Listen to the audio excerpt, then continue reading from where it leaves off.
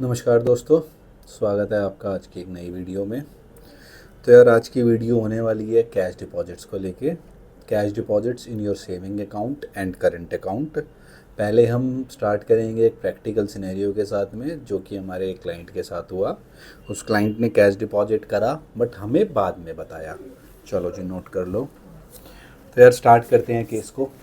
Video को देखना पूरे एंड तक। हम वीडियो के अंदर बात करेंगे दो वर्टिकल्स के ऊपर। पहला एक प्रैक्टिकल सिनेरियो के ऊपर, दूसरा जनरल सिनेरियोस के ऊपर कि what are the precautions we need to take in case of cash deposit. अलग अलग एंगल से, सैलरी वाले के लिए, कैपिटल गेन के केस में और बिजनेस रिसिप्ट्स के केस में। तो स्टार्ट करते हैं इस वीडियो को। कंटेंट अगर आपको अच्छा लग रहा हो तो यार सब्सक्राइब कर देना और शेयर कर देना अपने फ्रेंड्स के साथ जो कैश डिपॉजिट रैंडमली करते रहते हैं। तो यार एक हमारे क्लाइंट है मिस्टर एक्स, तो उनके रिटर्न भर रहे थे अभी। उन्होंने बैंक में 25 से 30 लाख रुपए डिपॉजिट कर दिए। उनको जो है फ़ीस जमा करनी थी अपने बच्चे की, जो कि बाहर पढ़ रहा था। फ़ीस गई अप्रॉक्सीमेटली 7-8 लाख रुपए। ठीक है जी। अब उन्होंने लास्ट ईयर जमा कर दिए पैसे। उन्होंने मुझे बताया, अब जब मेरे पास उनकी बैंकिंग आई, मैंने रीज़न पूछा, उन्होंने मुझे लेजिटिमेट रीज़न बता दिया कि भाई लेजिटिमेट रीज़न ये था कि मैं अपनी वाइफ के अकाउंट में जमा कर नहीं पाया। एडवाइस हमारी यही थी कि आप दोनों अकाउंट में जमा करो, क्योंकि उनकी फैमिली की 4-5 रिटर्नें हमारे पास से जाती हैं, बट वो किसी कारण से नहीं कर पाए। तो अब उनके अकाउंट में 25 लाख रुपये आ गए। तो मैंने उनको बोला कि ये तो जी गलत है। अब इसके अंदर इनकम टैक्स तो आपकी SFT स्पेशल फाइनेंशियल ट्रांजेक्शन्स के अंदर दिख रहा है मेरे को, आपने इतना कैश डिपॉजिट करा है सेविंग अकाउंट में। तो अब उन्होंने बोला कि सर क्या हो सकता है। पहले तो मैंने उनको बोला कि सर काम करने के बाद अगर आप अपने प्रोफेशनल से गाइडेंस मांगते हैं क्या हो सकता है, तो वो तो वैसे भी आप लेट है ना। तो अब तो हम इसके अंदर आपको सिर्फ यही गाइड दे सकते हैं कि जो गलती हो गई। हम अपना जो आज रिटर्न फाइल कर रहे हैं, हम वो रिटर्न इस तरीके से फाइल करें कि भाई आगे रिप्लाई जब हमें इनकम टैक्स को देना है। अब वो जो सवाल मुझसे पूछ रहे थे ना, मैंने कहा आप सवाल मुझसे मत पूछो, सवाल आपसे इनकम टैक्स पूछेगा, मुझसे आप जवाब पूछो कि इनकम टैक्स को जवाब क्या देना है। एज ए लेमैन और एज ए प्रोफेशनल में आपको क्या एडवाइस दूँ, नोटिस तो आना ही आना है। चलो जी, बात हो गई। फिर मैंने उनको एडवाइस दी कि आपका उनका एक्चुअल बिजनेस है ट्रेडिंग का। यहाँ पे पहला फैक्टर जहाँ हम बच गए कि उनका कैश डिपॉजिट 25 लाख था, 40 लाख से ऊपर नहीं था। तो जो GST की लिमिट थी, जो कि 40 लाख है ट्रेडिंग पे, उससे कम था। तो GST वाले एंगल से मैं बच गया। अब मुझे सिर्फ रिप्लाई देना है इनकम टैक्स को। मैंने अपने क्लाइंट को एडवाइस करा कि आपका ट्रेडिंग का काम है, आपका मार्जिन है, ठीक है, GP है, NP है। तो हम अपनी बुक्स के अंदर आपके GP NP को इस अकॉर्डिंग सेट करते हैं कि आपने जो अपने बच्चे की फ़ीस भरी, जो आपके हाउस होल्ड एक्सपेंस है, वो मीट कर पाए आपकी ग्रॉस टोटल इनकम। कि आपकी ग्रॉस टोटल इनकम इतनी हो जिसके अंदर आपने 5 से 6 लाख रुपए अपने बच्चे की फ़ीस भर दी। एक एवरेज 4 बंदों का घर चलाने के लिए इतना पैसा आपको चाहिए, तो हम अपनी ग्रॉस टोटल इनकम इतनी रखते हैं कि उस खर्चे को मीट कर पाएँ। तो हमने उनकी जो 40 लाख की रिसिप्ट थी, उसके अगेंस्ट जो उन्होंने एक्चुअल परचेज़ करी, वो परचेस और जो उनके एक्चुअल खर्चे थे वो काट के हमने उनकी रिटर्न भरवाई 11 से 12 लाख रुपए की, जिसके अंदर उन्होंने 5.5-6 लाख रुपए का अपना बच्चे की फ़ीस भर दी और 50,000 रुपये जो कि लेजिटिमेट एक्सपेंस है 4-5 लोगों के घर को चलाने के लिए, वो हमने भरा और उनका हमने इनकम टैक्स पे करा। हमें हमारे पास अभी कोई नोटिस नहीं आया, पर नोटिस को अवॉइड करने के लिए या अपना डिफेंस मजबूत करने के लिए कि हम क्या जवाब देंगे, इसलिए हमने इस तरीके की रिटर्न तैयारी करवाई। अच्छा हुआ क्लाइंट ने हमारी बात इस टाइम मानी और उसने टैक्स पे करा कि कल को अगर कोई नोटिस आए तो वो उस चीज़ से बच पाए, वरना हमारे पास उसका कोई जवाब नहीं होता इनकम टैक्स को और वो उसमें ज़्यादा फंस जाता। अब बात कर लेते हैं यार कैश डिपॉजिट्स की उन केसेस में, सैलरी वालों के लिए, बिजनेस वालों के लिए और कैपिटल गेन के लिए। जनरली एक सैलरी वाले की बात करते हैं, उसको क्या क्या प्रिकॉशंस लेने चाहिए। अगर एक आप सैलरी वाले और आप मेरी वीडियो को देख रहे हैं, लेटर से आपकी 15 लाख रुपए की एनुअल सैलरी है।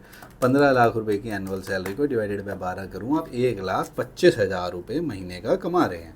1,25,000 रुपये कमाने के लिए मैं एज्यूम करता हूँ कि आपका 20 से 25-30 हज़ार रुपये अपना पर्सनल एक्सपेंडिचर होगा। आपने जी करा दी अपनी एक दुबई की ट्रिप या अपनी कहीं भी है यूरोप की ट्रिप, खर्चा आ गया आपका 10 लाख रुपए। आपने तो सोचा नहीं कुछ, फटाफट अपने क्रेडिट कार्ड से टिकटें बुक कराई, टूर ट्रैवल वाले को पेमेंट करी और अपना घूम आए। अब आता है आपके पास इनकम टैक्स का नोटिस। अब क्या, लोग तो सोचते हैं यार बड़ा आसान है, बोल देंगे यार मैं 5 साल से कमा नहीं रहा पैसे। अरे यार आप 5 साल से कमा रहे हो, क्या आपकी बैंकिंग सपोर्ट करती है उस 5 साल की इनकम को? कि आपकी बैंकिंग के अंदर इतने पैसे पड़े हैं कि आप 15 लाख रुपए अगर आप पिछले 5 साल से कमा रहे हो, आपके पास 75 लाख रुपए होने चाहिए।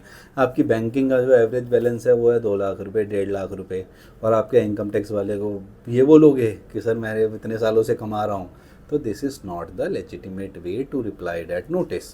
तो बेटर है कि आप जितनी आपकी इनकम है, आपका जो मेजर एक्सपेंस है वो उससे प्रोपोर्शनेट होना चाहिए। और इस केस में आपने करोगे क्या, आप उस क्रेडिट कार्ड का बिल कैसे पे करोगे, या आप उसकी पेमेंट कैसे करोगे? आप कैश डिपॉजिट करोगे बैंक में? 15 लाख आपकी सैलरी है, 10 लाख आपने खर्चा कर दिया, क्रेडिट कार्ड से कर दिया, कैसे भी कर दिया, ठीक है, आपने 10 लाख रुपए डिपॉजिट करे। अब वो आ गया आपका सेक्शन 68 के अंदर अनएक्सप्लेन्ड कैश डिपॉजिट्स। अटक गए आप वहाँ कि रिटर्न भरी 15 लाख रुपए की, 10 लाख रुपए जमा करा दिए बैंक में, कहाँ से आ गए जी? अनएक्सप्लेन्ड कैश डिपॉजिट्स आया आपका। एक तरफ आपके एसएफटी में कैश ट्रांजेक्शन रिपोर्ट हुई, दूसरी तरफ आपकी इनकम में ट्रांजेक्शन ऐड बैक हुई, उस पर डिपार्टमेंट ने लगाया टैक्स, प्लस में इंटरेस्ट, प्लस में कंसीलमेंट ऑफ इनकम, डेट में गो टू 300%। ये बात कर ली मैंने सैलरी वालों की। अब आ जाते हैं जी बिज़नेस वालों के ऊपर। बिज़नेस वालों के अंदर करंट अकाउंट लोगों के खुले हुए हैं, कुछ हो गए सेविंग अकाउंट भी हैं। जिनके सेविंग अकाउंट है उसका एग्जांपल मैंने अपने क्लाइंट के भी रेफरेंस देके बताया। बट कुछ लोग कहते क्या हैं कि भाई मेरा तो करंट अकाउंट खुल गया फर्म के नाम से, मैंने 2 डॉक्यूमेंट बना लिए, पार्टनरशिप डीड है मेरी, या मेरी एलएलपी है, ठीक है, या मेरा उद्यम है, तो कुछ बैंक अकाउंट खोल देते हैं, पुराने खुले हुए हैं उन्होंने खोल लिए। अब जी उनकी रिसिप्ट हो गई अकाउंट में 50 लाख, 60 लाख कैश डिपॉजिट्स। चलो जी, अब आ जाता है इनकम टैक्स का नोटिस। अब आपको इतना तो पता होगा जो ये वीडियो देख रहे हैं कि आजकल एआई इतनी स्ट्रांग है कि जो भी डाटा इनकम टैक्स का है वो जीएसटी में इंटीग्रेटेड है, और जीएसटी वाला इनकम टैक्स में इंटीग्रेटेड है। डिपार्टमेंट ने बुला लिया आपको कि आपके पास जी 60 लाख रुपए आपने डिपॉजिट करे, कहाँ से आए? आप गए डिपार्टमेंट, ये तो हम बता देंगे जी, हमने माल भेजा है, 5% का मार्जिन था, इधर से कैश डिपॉजिट कराया पार्टी ने, उधर से हमने विड्रॉ करके ट्रांसफ़र करा, अगर नहीं विड्रॉ करा तो हमने अकाउंट से आरटीजीएस लगा दी XYZ बंदे को, हम तो जी सेफ है, हमारी तो 5% की कमाई है जी। आप जाके बोल रहे हो जी 60 लाख रुपए पे जी मेरी तो 5% की कमाई है, 3 लाख रुपए की, मैंने 8 लाख रुपए की हमने रिटर्न भर दी, मैं सेफ़ हूँ। डिपार्टमेंट कहेगा आ जाए इधर, 40 लाख रुपए की थ्रेशोल्ड लिमिट है जीएसटी की, क्या करोगे? जीएसटी क्यों नहीं लिया भाई? आपको लपेट लेगा उल्टे तरीके से, वो इंटीमेट करेगा जीएसटी को। अब बताओ जी आपने जीएसटी क्यों नहीं लिया? एक तरफ आप अपनी समझदारी दिखा रहे थे, दूसरी तरफ आप सब लिपट के जीएसटी के अंदर। तो ये प्रिकॉशन उन लोगों को लेनी है यार जो बिजनेसमैन है। अगर आपकी कैश सेल है, आप उसको ड्यूली रिपोर्ट कर रहे हो, अगर आपके पास जीएसटी है आप जमा कराओ कैश, कोई इशू नहीं है आपके पास। आप एक लेमैन की तरह ना ये सोचो कि क्या उस चीज़ का जवाब आपके पास है। इनकम टैक्स से डरने की ज़रूरत नहीं है, उसको समझने की ज़रूरत है। अगर उस चीज़ का जवाब आपके पास है तो आप सवाल पहले अपने आप से करो ना कि क्या मैं सही दिशा में जा रहा हूँ। अगर आपको पता है कि मैं उस चीज़ का जवाब नहीं दे सकता, जो यार आप जिस चीज़ का जवाब खुद को नहीं दे पा रहे, आप डिपार्टमेंट को क्या दे पाओगे? तीसरा आ जाता है कैपिटल गेन। इसके अंदर बहुत सारी सिचुएशंस क्रिएट हो जाती हैं। सबसे ज़्यादा गोलमाल इसके अंदर होता है, स्टैम्प ड्यूटी वैल्यू अलग होती है, मार्केट वैल्यू अलग होती है। अब लोगों का परसेप्शन, जी मेरी तो 1 करोड़ रुपए की मार्केट वैल्यू है, 32 लाख 33 लाख 35 लाख रुपए की जिसकी स्टैम्प ड्यूटी है, मैंने प्रॉपर्टी बेच दी।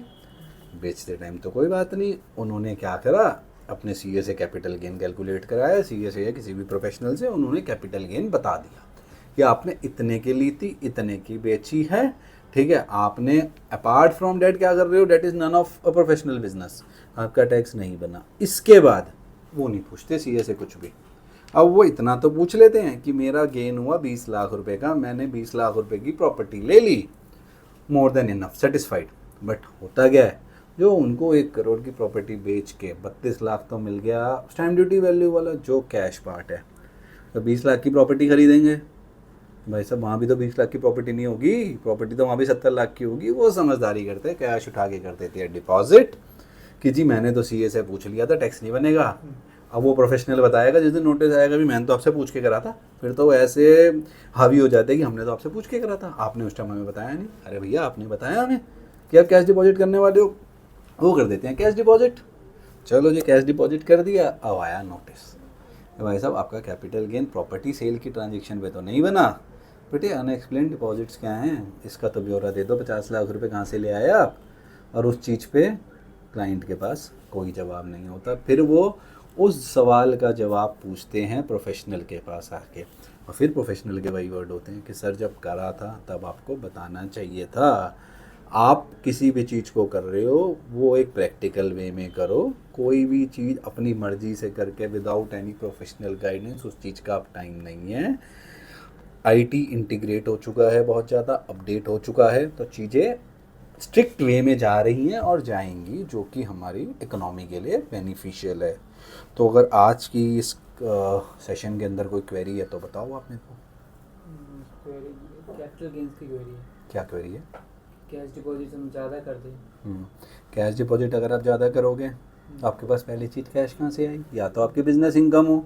अगर आपकी बिज़नेस इनकम नहीं है, आपने सेविंग अकाउंट में 10 लाख से ऊपर कर दिया, वो एसएफटी के अंदर आपके एआईएस के अंदर दिखना चालू हो जाएगा, जो जनरली दिखती है ट्रांजेक्शंस।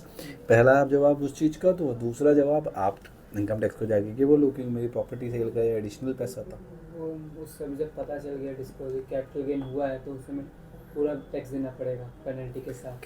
कैपिटल गेन अगर डिपार्टमेंट को आप उस चीज़ को जस्टिफाई नहीं कर पाते तो वो आपकी इनकम है और उसमें कंसीलमेंट ऑफ इनकम की पेनल्टी भी लगेगी। अब वो उसकी कॉल है कि वो उसको कैपिटल गेन के तरीके से लगाएगा या उसको वो नॉर्मल तरीके से इसको अनएक्सप्लेन डिपॉजिट समझ के लगाएगा। अगर वो अनएक्सप्लेन डिपॉजिट समझ के भी लगाएगा ना तो भी टैक्स रेट ज़्यादा ही पड़ेगा। तो अगर अब आपकी कोई क्वेरी नहीं है तो ख़त्म करिए इस सेशन को। सो नमस्कार दोस्तों, चलते हैं इसको करते हैं सी ऑफ। अगर आपको लगता है कि आपको कंटेंट अच्छा लग रहा है तो यार इसको शेयर कीजिए। सो फाइनेंशियल बडी साइनिंग ऑफ, बाय बाय।